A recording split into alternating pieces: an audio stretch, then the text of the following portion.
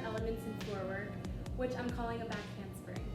I love floor work because it's really individualized since you're following your own momentum, so it becomes fun to do and to watch.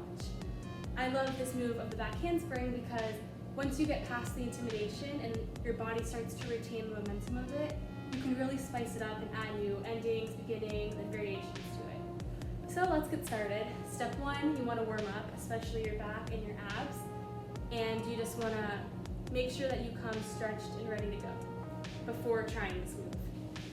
Next, I'm going to show the move to each side. So if you're left-handed like me, you're going to start with your left hand down, and you'll swing your right arm back to back handspring up, and if you're right-handed, do the opposite. So you'll start with your right hand down, swing your left arm back, pop up. Now I'm going to lead us through a progression series to get the momentum and start to practice building it with more speed to eventually do the full through back handspring. So progression number one is we're just going to work on going straight into a back bend. So left-handed, you're going to start in a squat. Your left hand is going to be planted on the ground and your fingers and your toes are facing opposite directions. From the squat, your hand that's free and not on the ground, so left-handed people, your right hand, you're going to swing back to land you in a back bend. And it's really important that your focus follows the hand that's swinging back to land you into a back bend. Another trick is the hand that starts planted will naturally, in most cases, rotate 90-degree angles to be able to end halfway in the back bend with your hands in a handstand position. So I'll show that closer so you can see how this hand will twist. Left hand, you'll start down, swing back, and my hand pivots to end facing this way. Showing that with the right hand. Right hand starts down, your left hand will be the arm that swings back, and your focus will follow your left hand. And your right hand will pivot, so you land in a normal back bend.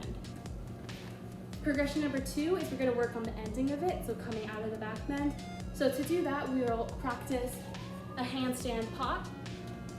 So you'll kick up to a handstand and shoot both feet into the air with a lot of momentum and force. So shoot both feet in the air. And when you do that, it naturally will lift your hands a little off the floor, so you end up doing a little handstand hop. So kick feet and up. I'll show it closer so you can watch my hands. Kick feet and up, and watch my feet. They shoot up. So next progression is we're going to piece the back bend and the kick pop up together.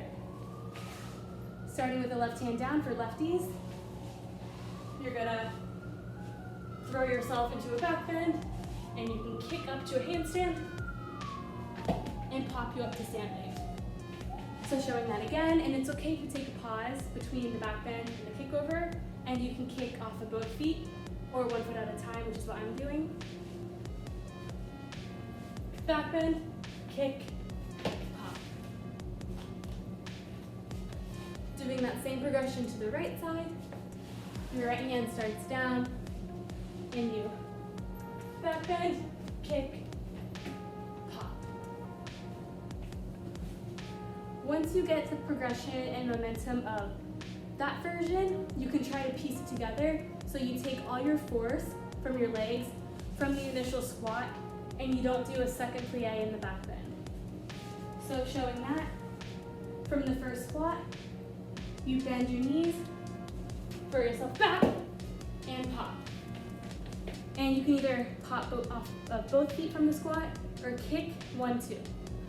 So showing from both feet, your feet are planted, my left arm's down for lefty, right arm would be for righty, and you kick off both feet, pop, stand up.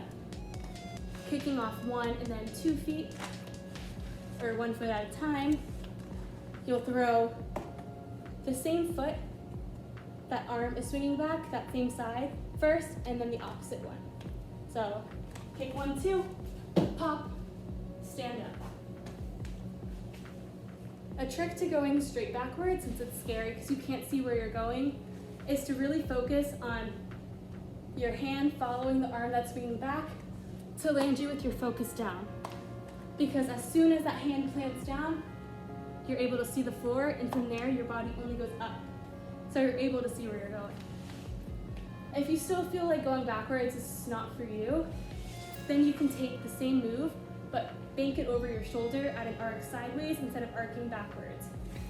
So backwards, if I was facing the side, I would arc that way, so make a U that way.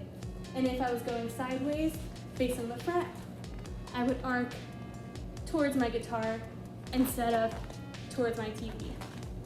So showing that to the right side going sideways, I'll arc sideways, and you still want to focus on keeping your feet up to the ceiling. And showing to the left, your body ends up doing somewhat of a 90-degree angle, not exactly, it will be different every time. Arc that way. Another aesthetic addition to this move is that it doesn't matter at all what the form looks like. At least when I train in this move, I'm not focused on what my handstand looks like or what my actual move of the back handspring looks like, because if you follow your body's natural momentum, your body organically will choose a position that makes it possible to go backwards and do this move. So I'll show the back handspring, the finished product that we're working on, a few times from a few different angles, and then I'll show a few different variations you can do to spice it up if you want. So showing with my right hand, down, popping up. I'll come forward towards you with my left hand down,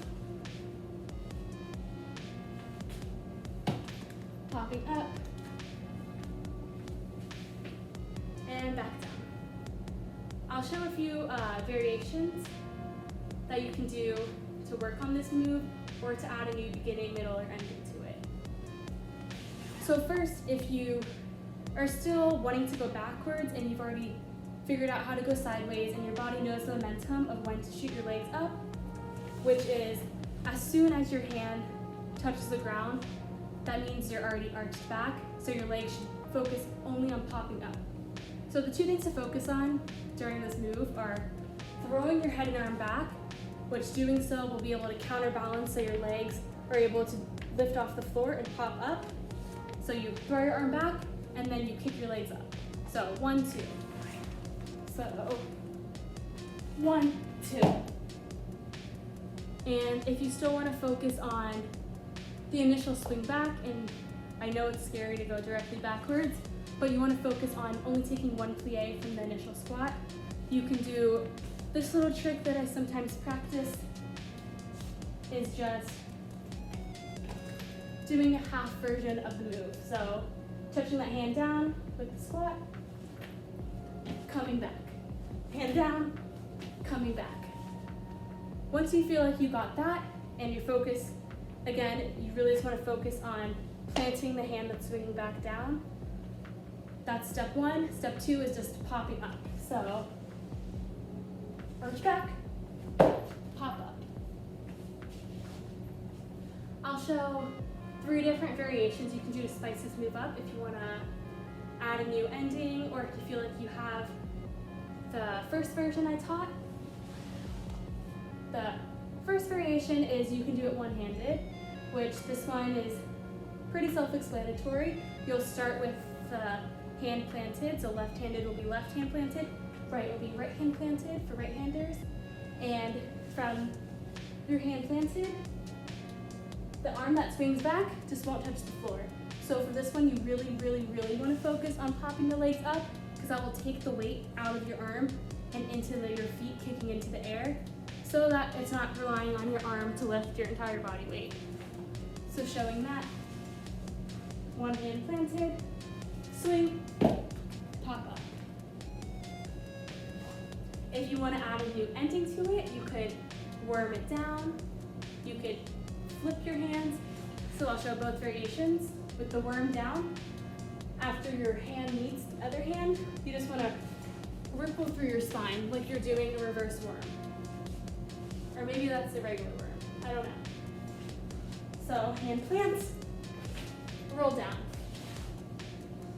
Again, don't try that variation if you're not super warmed up. The last variation I'll share is you can work on lifting your first hand that's planted from the back bend. So from the back bend, you're going to lift the first hand that was planted, and in doing so, you're able to twist 90-degree angles, or 180-degree angle. So if you start facing the right side of your room, you'll land facing the left, and vice versa. So showing that, lift first hand, twist to stand up. I'll show it to the right side, so you'll lift your right hand in the case of if you're right-handed, to stand up. Well, thank you guys so much for joining me on this video. I hope this was helpful in any way, and I would love to see you doing this move. Thank you, bye.